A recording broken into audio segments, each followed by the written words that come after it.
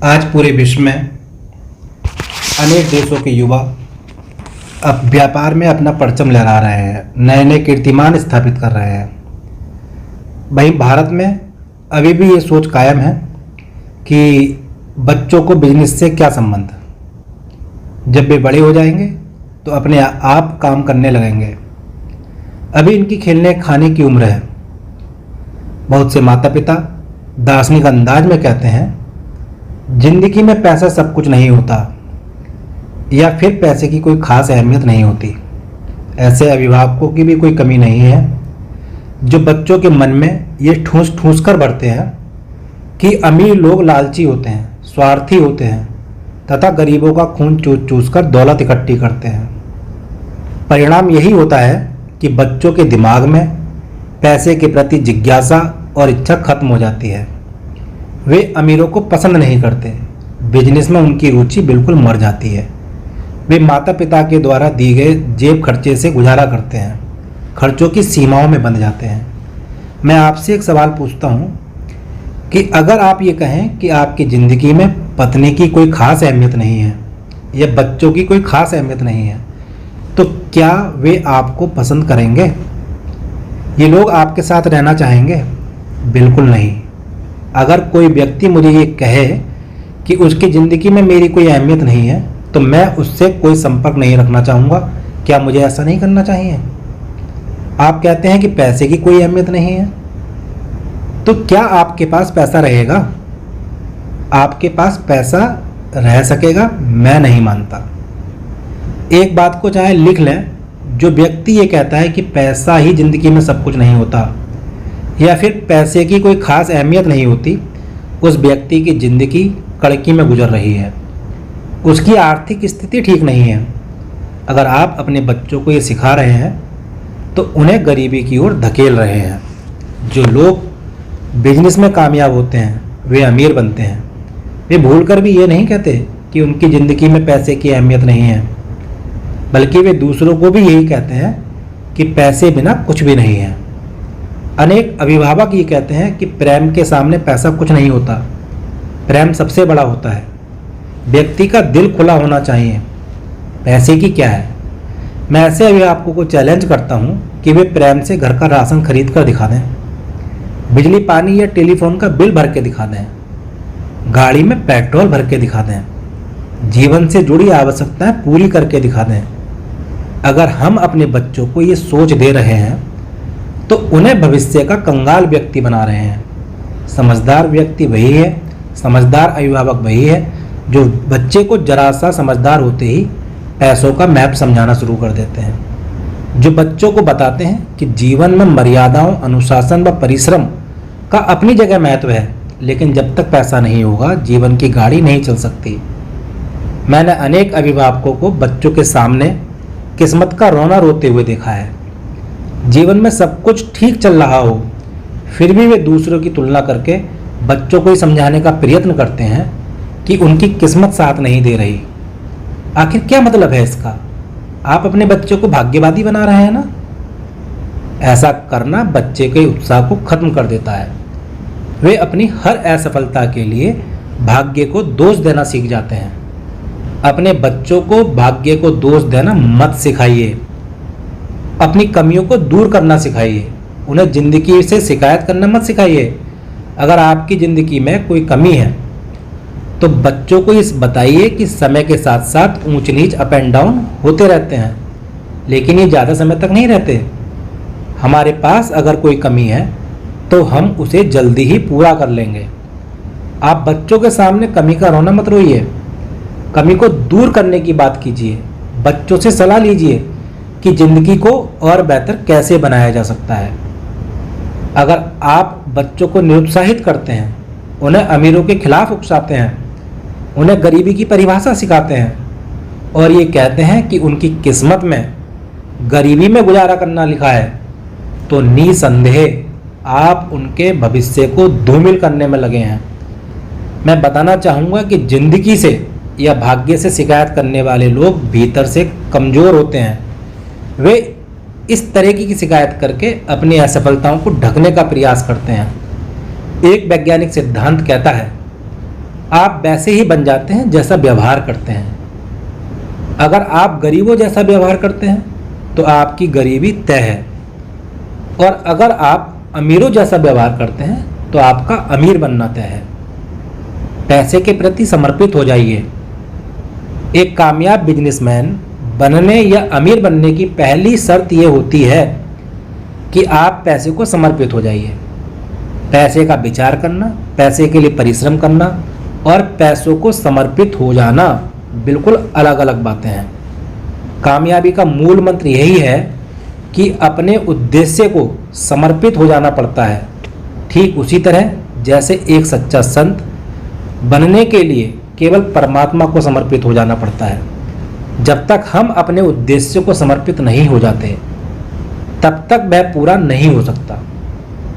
जिनका वक्त काफ़ी अच्छा चल रहा है, मैं उनसे अक्सर एक सवाल पूछता हूं कि बुरे वक्त के लिए आपकी क्या प्लानिंग है? आप उस वक्त से कैसे निपटेंगे? जब किसी का बुरा वक्त चल रहा होता है तो मेरा सवाल उलट होता है, आप अच्छे समय के लिए क्या क्या तैयारियां कर रहे हैं? कई लोग इसका मतलब नहीं समझ पाते, तो मैं उनको समझाता हूँ, भाई ना जाने कौन सी घड़ी आएगी जब अचानक अफसर तुम्हारा दरवाज़ा खटखटा देगा, तुम्हें गले लगाकर कहेगा कि लो अच्छा वक्त आ गया, अब कर लो जो भी करना चाहते हो। तो तुम क्या करोगे? करोगे तो तब ना जब तुम्हारे पास योजनाएं होंगी, प्लानिंग होगी। ये सुनकर वे कहते हैं, बात तो ठीक कह रहे हो, हम सभी को योजनाएं प्लानिंग करनी ही चाहिए। अगर आपका समय अच्छा नहीं चल रहा है तो इसका मतलब ये नहीं कि आपकी तकदीर खराब है, बल्कि यह है कि आपकी तकदीर आप पर बस मेहरबान होने वाली है। कुछ लोग कहते हैं कि समस्याएं इतनी बढ़ गई हैं कि जीना मुश्किल हो गया है, आत्महत्या करने के अलावा कोई विकल्प नहीं दिखता। तो मैं उन्हें कहता हूं कि आत्महत्या करने का विचार छोड़ दो। तुम उस स्थिति में पहुंच चुके हो जब तुम्हारा भाग्य बस उदय ही होने वाला है, क्योंकि रात जितनी अधिक गहराती है सुबह उतनी ही नज़दीक होती है। मैं ऐसे लोगों को कहता हूं कि उनको उदास नहीं बल्कि प्रसन्न होना चाहिए, क्योंकि उनका अच्छा वक्त बस आने ही वाला है। वे उसके स्वागत की तैयारी करें, उसका पूरा फायदा उठाने की योजनाएं बनाएं। ये जिंदगी खत्म करने का वक्त नहीं, बल्कि जिंदगी नए सिरे से शुरू करने का वक्त है। बस मौका मिलने ही वाला है। जब परिवार में समस्याएं आती हैं, कोई कमियां होती हैं, दिक्कतें होती हैं, तो बच्चे भी अंदर से टूट जाते हैं। उन्हें टूटने नहीं देना है, उनमें उत्साह भरना है कि बुरे वक्त के बाद हमेशा अच्छा वक्त आता है। देख लेना, जल्दी ही सभी समस्याएं खत्म हो जाएंगी और हम एक नए जीवन में कदम रखेंगे। बच्चों को हौसला देना है। बच्चों का दिमाग काफ़ी कोमल होता है, कच्ची मिट्टी की तरह होता है, जिसे जैसा चाहें वो आकार दे दें। हमारी प्राचीन भाषा में इसे संस्कार देना कहते हैं। कहते हैं कि इंसान के चाहे हालात कितने भी बदल जाएं, पर संस्कार नहीं बदलते और ना ही मरते हैं। संस्कार का मतलब यही है कि बचपन में उनके दिमाग में जो भर दिया जाता है वह कभी नहीं निकलता। बच्चों को संस्कार देने का मतलब है कि उन्हें ज़िंदगी में आगे बढ़ने की शिक्षा दें, उन्हें कमज़ोर ना पड़ने दें, उन्हें भविष्य की योजनाएं बनानी सिखाएं, पैसे की शिक्षा दें, बिजनेस की शिक्षा दें, उन्हें समझाएं कि ज़िंदगी की आवश्यकता कैसे पूरी की जाती है। मेरा मानना है कि स्टूडेंट लाइफ ज़िंदगी की नींव है। अगर नींव कमज़ोर रह गई तो पूरी इमारत कमज़ोर होगी। यह वह वक्त है जब उन्हें पैसे की शिक्षा ज़रूर देनी चाहिए। स्टूडेंट लाइफ में ही बिजनेस और फाइनेंस की शिक्षा देनी चाहिए। अगर आप खुद एक बिजनेसमैन हैं तो अपने बच्चों को भी बिजनेस की शिक्षा दीजिए। अगर आप बिजनेसमैन नहीं हैं तो अपने बच्चों को किसी बिजनेसमैन या फाइनेंशियल एडवाइज़र के पास छोड़ दीजिए।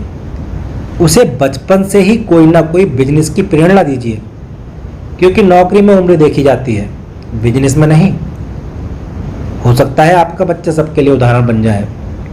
अनेक बिजनेसमैन बहुत कम उम्र के हैं। आप कह सकते हैं कि स्टूडेंट लाइफ तो केवल पढ़ने की होती है, बच्चों को पैसे से कोई सरोकार नहीं होना चाहिए।